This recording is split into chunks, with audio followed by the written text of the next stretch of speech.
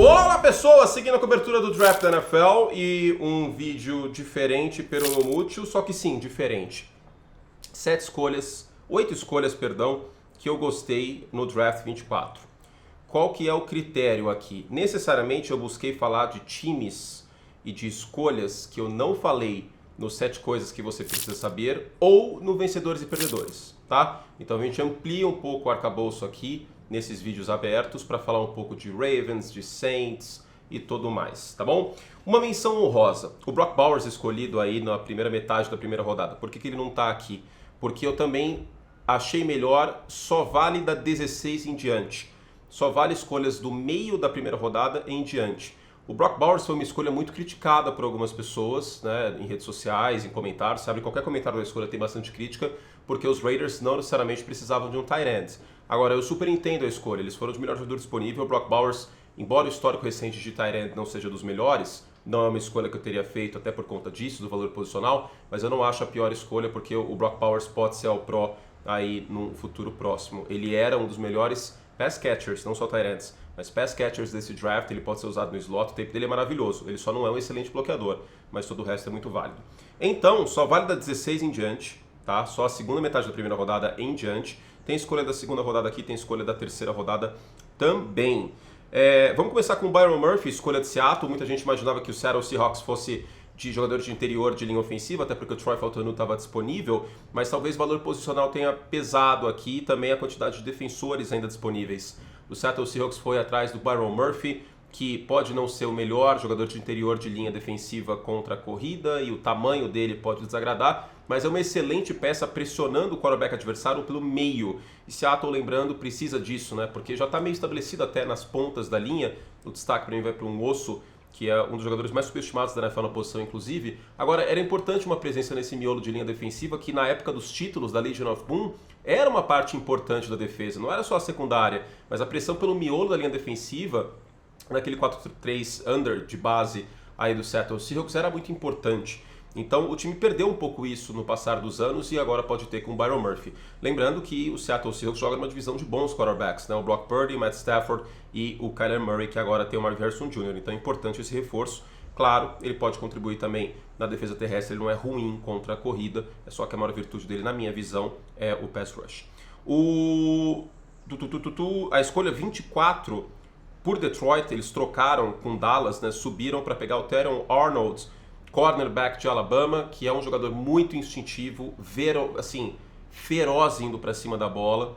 É um jogador que eu gosto muito de ver o tape dele, inteligente. Era discutível se ele ou o Quinton Mitchell eram o primeiro cornerback da classe, na minha visão.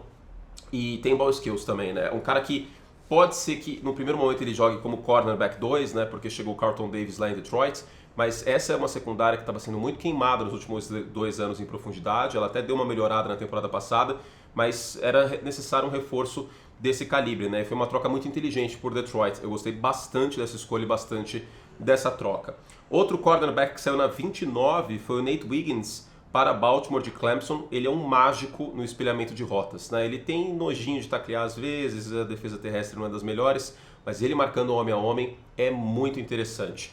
Deve jogar aí como cornerback 2 da equipe do Baltimore Ravens, que no papel tem uma das melhores secundárias da NFL, tá? Então, assim, cara, draftaram o Kyle Hamilton recentemente, agora o Nate Wiggins. Já era uma secundária sólida e tem tudo para ser ainda melhor. E quando você joga nessa AFC, né, isso é uma coisa que eu falo muito, quando você joga numa AFC de Josh Allen, de Patrick Mahomes, de Lamar Jackson não é o caso, né, óbvio, mas de Joe Burrow, de todos esses bons quarterbacks, CJ Stroud, que enfrentou os Ravens nos playoffs, é muito importante você ter uma secundária de respeito, e no papel a secundária dos Ravens concorre para ser uma das melhores, se bobear a melhor da NFL nessa próxima temporada.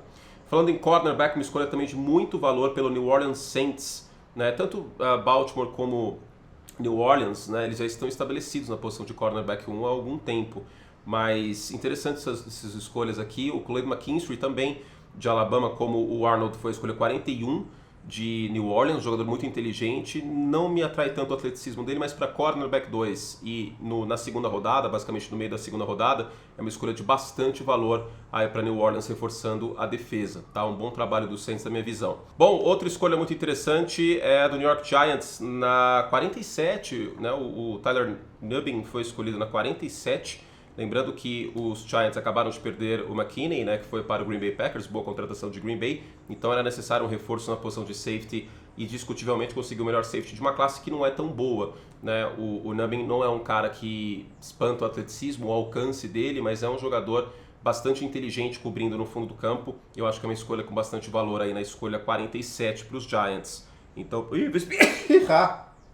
nossa, bateu um pó aqui. Bateu um vento aqui da sacada, bateu um pó, meu Deus do céu. A sexta escolha que a gente tem que mencionar é o Chris Jenkins para Cincinnati na 49. Imaginava-se até que os Bengals poderiam pegar o Byron Murphy na primeira rodada. Eles esperaram para a segunda para pegar o defensor de Michigan, que impressiona muito pelo tamanho e, sobretudo, pelo trabalho contra aí o jogo terrestre. Tá? Então não era uma escolha de primeira rodada o Jenkins, embora ele tenha tido destaque por Michigan aí na última temporada, ano de título dos Wolverines. Mas era uma carência em potencial do setor, o setor pode ficar fragilizado se trocarem o Trey Hendrickson, se ele estiver insatisfeito, né, o front de Cincinnati.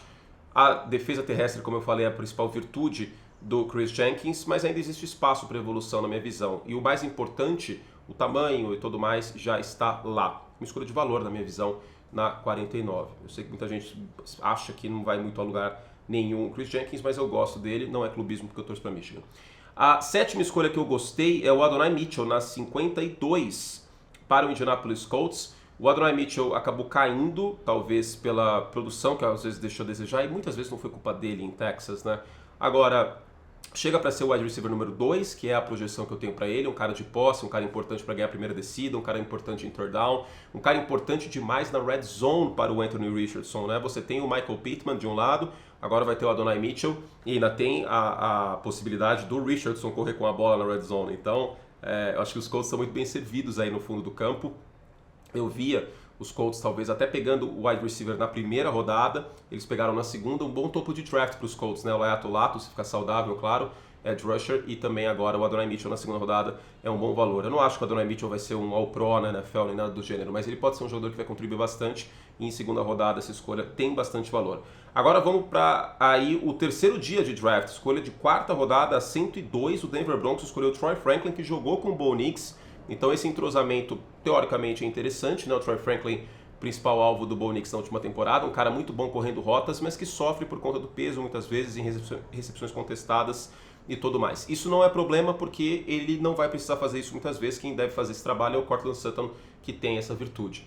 Agora, como wide receiver 2, jogando muitas vezes até talvez no slot, o Troy Franklin pode ser uma boa arma aí pro Bo Nix no seu primeiro ano na NFL, tá bom? Então é isso, Byron Murphy na 16 para Seattle, Terrell Arnold na 24 para Detroit, Nate Wiggins na 29 para os Ravens, Clyde McKinstry na 41, Tyler Nubbin na 47, McKinstry para os Saints, Nubbin na 47 para os Giants, Chris Jenkins na 49 para os Bengals, Adonai Mitchell na 52 para os Colts e o Troy Franklin na 102 para Denver. Essa queda do Troy Franklin é um tanto quanto surpreendente. Sinceramente, não sei por que aconteceu. Não sei se é o tamanho dele, ou se tem algum extracampo. Geralmente é extracampo que faz o cara cair assim. Enfim, a gente vai descobrir nos próximos anos. Tá bom? Fizemos todo o estrago que podíamos. Um beijo carinhoso para vocês. A gente segue a cobertura do draft aqui no canal, claro. Beijo e até a próxima. Tchau.